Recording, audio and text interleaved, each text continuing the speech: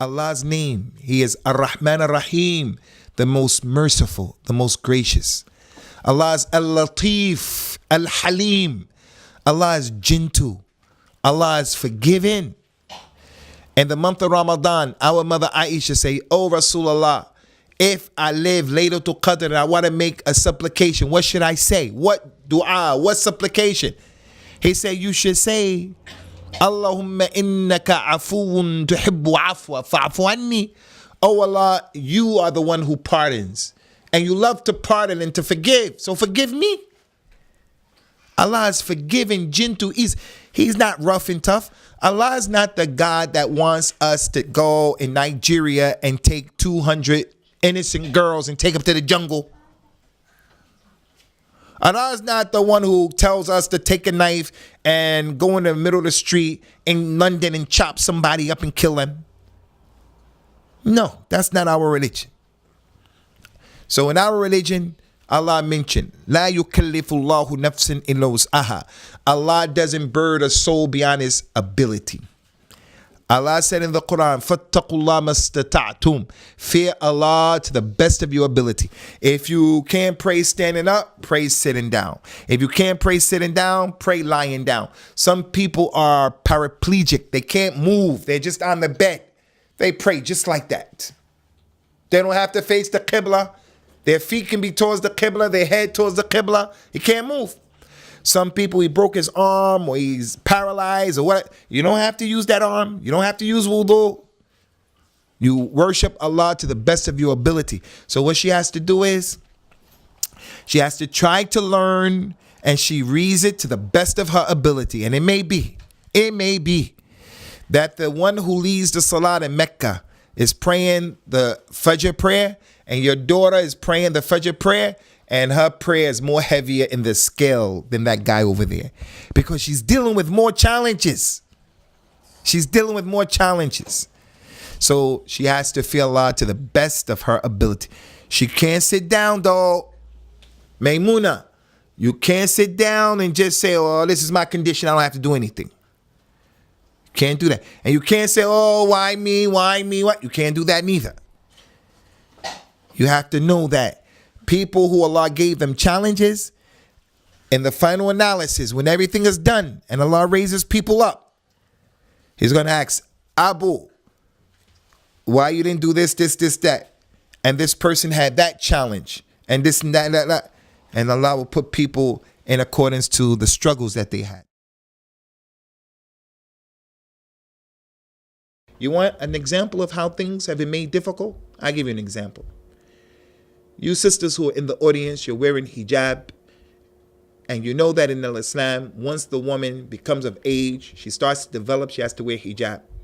The Muslim woman, she becomes pregnant, so usually when she goes during the 9-month period to be seen by the medical people, she's usually dealing with women. Midwife, her doctor may be a woman. So now when it's time for her to deliver the baby, the baby can come at any time. The baby decides, "I want to come out right now. This is my time. I'm coming out right now." So the husband rushes the mother to the hospital, and the only doctor that is on duty is a male doctor. A male doctor. Now, as a married man, I'm speaking as a married man, it's very sensitive for any man to see the private area of my wife or my daughter. That's sensitive. But my wife is about to deliver a child. If I went to that hospital and I started getting upset and I started telling the people, "Hey, I don't want any man to touch my wife. I don't want any man to see my wife," you're making the religion difficult on yourself. This is not our religion. You're making the religion and you're making life difficult. You are about to complicate things to a degree and a level that's not even necessary for your wife and possibly for your child. So in issues like this, when a Muslim understands this verse that we just mentioned, the verse said, Allah wants things easy for you and He doesn't want to make things difficult for you. It is applicable in situations like this, in these types of situations. Another example from the many verses of the Quran is that Allah mentioned, يُرِيدُ اللَّهُ أَن يُخَفِّفَ عَنْكُمْ وَخُلِقَ الْإِنسَانُ ضَعِيفًا. Allah wants to make things light for you. Takhfif in Arabic. Allah wants to make things light for you. because mankind, they have been created weak. The nature of mankind, all of us, is that we're weak.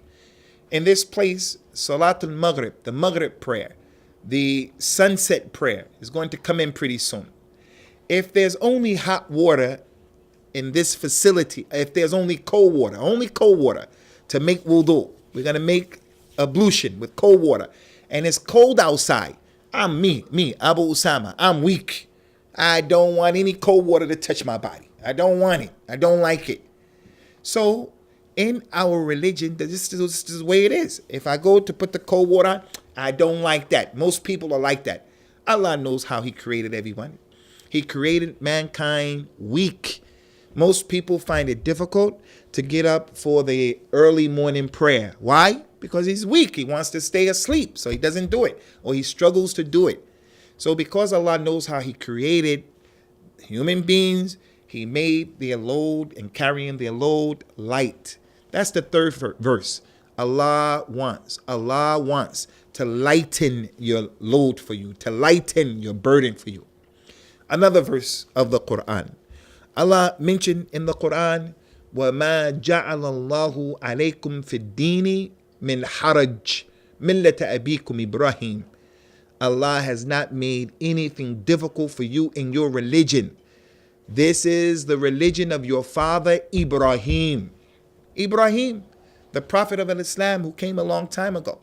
Prophet Muhammad, peace be upon him, is a direct descendant from Ibrahim. Ibrahim had a son, his name was Ismail. Prophet Muhammad came from the lineage of Ismail.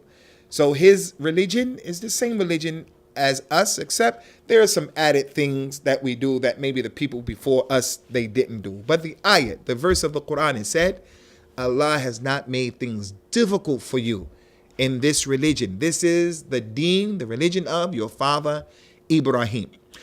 The last verse that I want to mention, and they are many because the Quran is replete with many of these verses. The last one that I'll mention right now, though, is the statement that Allah said in the Quran, فَاتَّقُوا اللَّهَ مَسْتَطَعْتُمْ.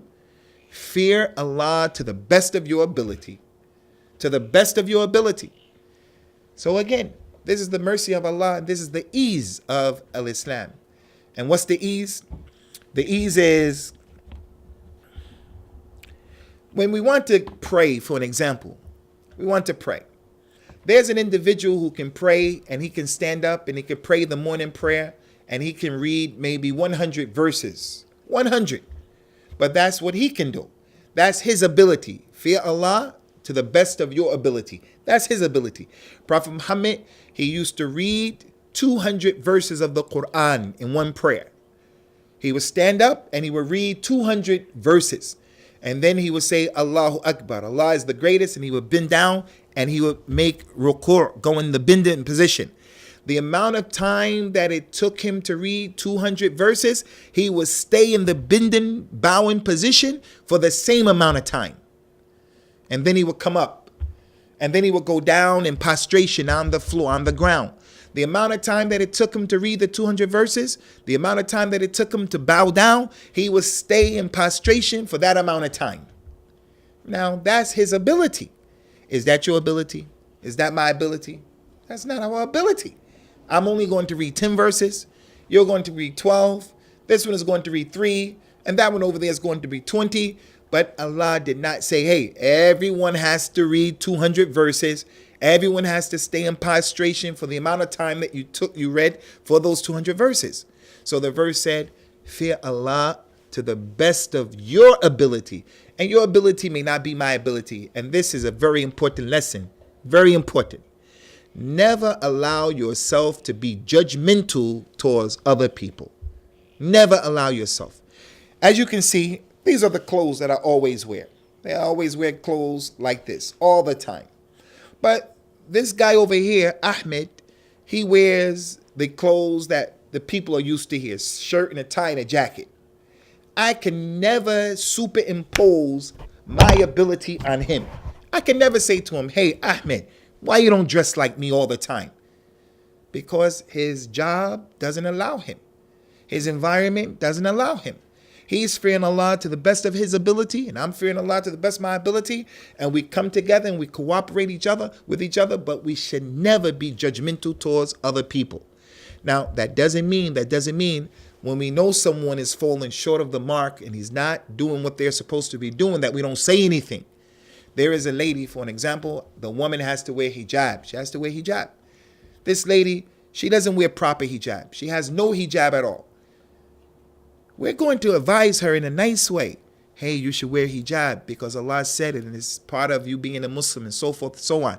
But my point here is never, ever, ever come across as being a person who's judgmental. Hey, I'm doing it, so you should do it. Allah said in the Quran, fear Allah to the best of your ability. He didn't make you the watcher over this lady or this man. The only people that we are responsible for to that degree are people who are under our supervision and our authority. Our children, for an example, some youngster that you're responsible for.